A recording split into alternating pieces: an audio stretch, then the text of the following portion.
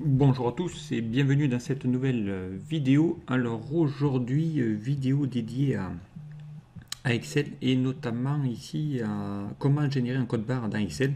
Voilà, donc c'était suite à une demande d'un abonné, voilà, qui m'a demandé de faire un petit tuto qui montre comment on pourrait générer un code barre voilà, via Excel. Alors bon, je ne sais pas si ce qu'il souhaitait est bien ce que je vais lui montrer, mais bon, a priori, moi c'est la méthode la plus simple que j'ai trouvée pour pouvoir générer des codes barres. Et si vous avez à gérer des stocks ou des produits de catalogue et que vous avez un lecteur de code barre ou une douchette, ben vous allez pouvoir utiliser la méthode que je vais vous montrer, c'est la plus simple. Alors, on va essayer ici de voir via cet onglet-là, ben, quelle est ici, comment, il y a 3 étapes pour créer un code barre.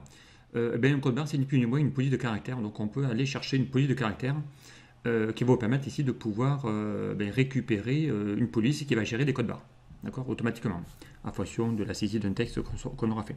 Alors, voilà, j'ai trouvé un site sur internet qui est pas mal, qui s'appelle sharefont.net. Donc ici, on va y aller dessus, vous allez voir. Donc, première chose, c'est d'aller chercher cette police de caractère. Voilà, donc on va aller sur le site internet. Voilà, ce site ressemble à ça. Et ensuite, donc, vous allez lui demander de chercher des polices de caractère. Donc là, vous allez pouvoir installer plein de polices particulières. Voilà, donc vous allez taper code barre. Vous allez faire chercher. Et là, vous allez voir, il y a plusieurs types de code barre. Alors, attention, là aussi, hein, en fonction du type de codage. Donc aujourd'hui, le plus courant, c'est le code 39. Voilà, le codage 39, qui est celle que vous allez récupérer quasiment un peu partout. Alors, des polices de caractère. Code barre, ici, vous en propose quelques-uns ici. Voilà, alors il y en a avec ici, voilà, le code 128, vous avez le code de bold, vous avez le code de matrix. Voilà. Donc vous pouvez l'utiliser directement. Moi, j'ai utilisé ici celui-ci, le barcode 39, mais vous pouvez également, là ici, du coup, il n'y a que les barres. Mais si vous voulez en même temps avoir la barre et la référence du produit en dessous, dans ce cas-là, vous pouvez télécharger aussi celle-ci, d'accord. Bon, moi j'ai téléchargé celle-ci, mais tiens, on va télécharger celle-là pour vous montrer. Donc là, du coup, vous aurez le code barre et en plus le texte en bas. Sinon, vous pouvez avoir la possibilité de n'avoir que le code barre, d'accord. C'est vous qui voyez. Donc du coup, on va installer celle-là. Donc là, vous allez faire un download, un téléchargement.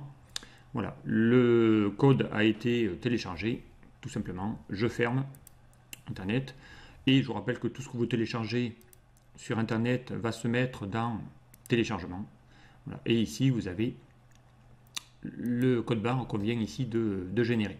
D'accord, celui-ci. Donc eh bien, après, il faut le dézipper, hein, parce qu'il est dézippé. Donc ça, c'était la deuxième étape. Voilà, pour installer la police de caractère, il faut décompresser le fichier de téléchargement et ensuite l'installer sur votre poste, sur votre ordinateur. Pour ça, ben, vous allez faire un clic droit sur le zip. Vous allez faire extraire tout. Voilà, vous allez le faire au même endroit. Voilà. Et là maintenant, il vous l'a extrait. Donc si je reviens dans le téléchargement, voilà, il est là. Vous l'ouvrez. Et là, vous avez deux fichiers. Vous avez un fichier texte qui explique, mais la police, c'est une TTF, hein, toujours. Voilà. Et là, vous allez l'installer. Donc pour l'installer sur votre poste, c'est simple. Vous double-cliquez. Donc là, il vous montre un aperçu de la police. Et puis vous avez un bouton tout en haut que vous pouvez imprimer, mais que vous pouvez surtout installer. Vous allez faire installer. Voilà, vous laissez l'installation faite, ça y est, c'est fait. Hein. Donc il va le mettre dans le groupe police, dans votre Windows Font, voilà, sur votre disque dur, dans un dossier Font dans Windows, et vous l'avez. Okay. À partir de là, je vais pouvoir l'utiliser. Alors attention, faites-y attention, la police pour l'instant ici, si je vais la chercher, elle ne va pas y être. D'accord. Ici, je vais juste trouver moi la mienne que j'ai créée tout à l'heure, mais il n'y a pas celle-ci. Pourquoi? Parce que derrière, la police n'a pas pu être chargée, puisqu'on vient de l'installer sur le disque dur, mais Excel n'a pas pu le charger. D'accord, directement. Donc pour ça, il faut fermer Excel. D'accord. C'est tout simple. Vous allez le réouvrir. Voilà. Le fait de le fermer et réouvrir, automatiquement, Excel va récupérer les nouvelles polices que vous aurez pu installer sur votre poste. Donc là, maintenant, si je reviens dans cette police-là, vous allez voir que à côté, il va y avoir maintenant la deuxième police que je viens de charger, qui est celle-ci. D'accord. Donc ici, j'ai celle où il n'y a que le code barre, et ici une autre où il y a le code barre et en même temps le texte. Alors, comment ensuite on fonctionne? Donc là, j'ai créé moi un petit test. Hein. J'ai créé ici une petite fiche article, une petite base article, article.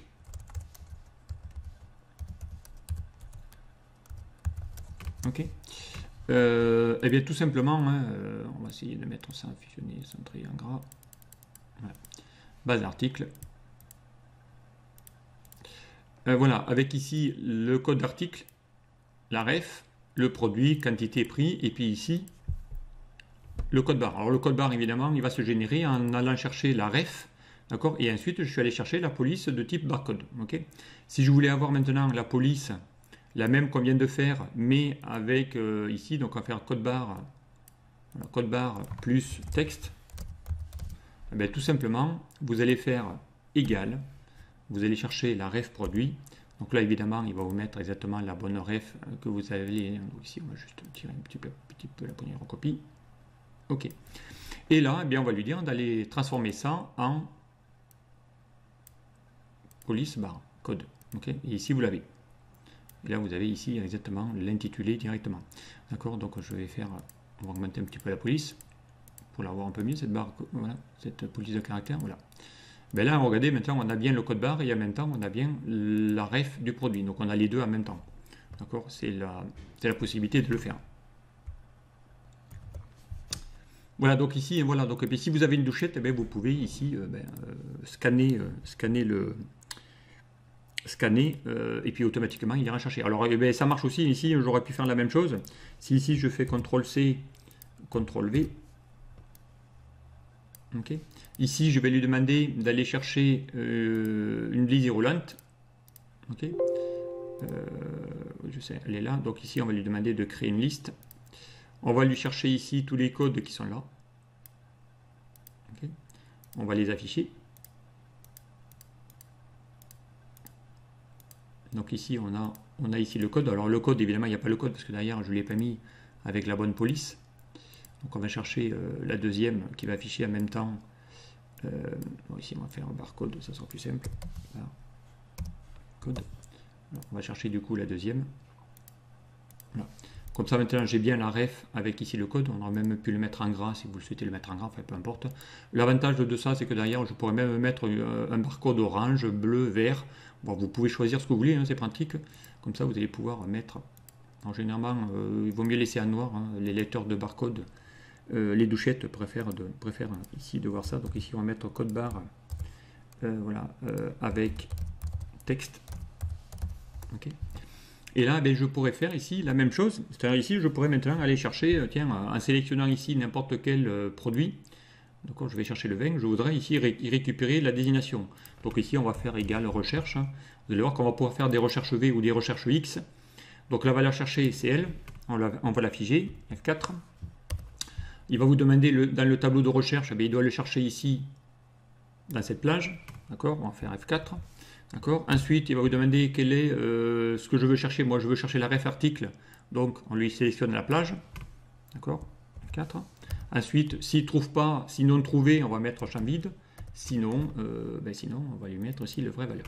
Et je vais faire OK. Et là, automatiquement, il va bien chercher ici la ref correspondant au code article. Donc, si je fais maintenant CTRL-C, CTRL-V, CTRL-V, CTRL-V, voilà, je vais maintenant aller lui dire d'aller chercher la désignation, et là il va chercher la désignation du produit vin.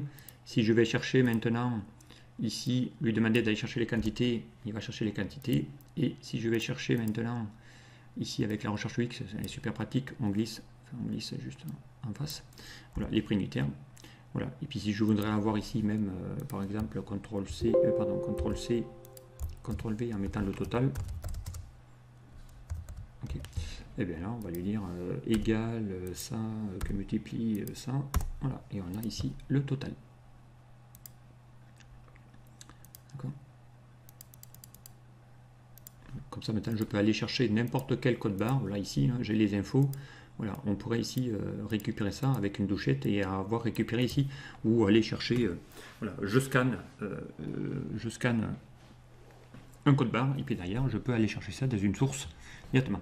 Voilà ici comment faire. Donc c'est vraiment très simple. Moi, c'est la solution la plus simple que j'ai trouvée, c'est d'aller chercher une police de caractères qui gère les codes barres de catégorie 39, hein, de type 39. On peut aller chercher les autres, et puis derrière, avoir derrière eh bien, la possibilité de créer tout ça. Ok. Voilà, donc j'espère que ce que m'avait demandé l'abonné va lui être nécessaire. Voilà, est-ce que c'est ça qu'il voulait? Je ne sais pas, donc il pourra me répondre en commentaire dans la vidéo s'il le souhaite. Allez, je vous dis à très vite sur un prochain tuto. Au revoir.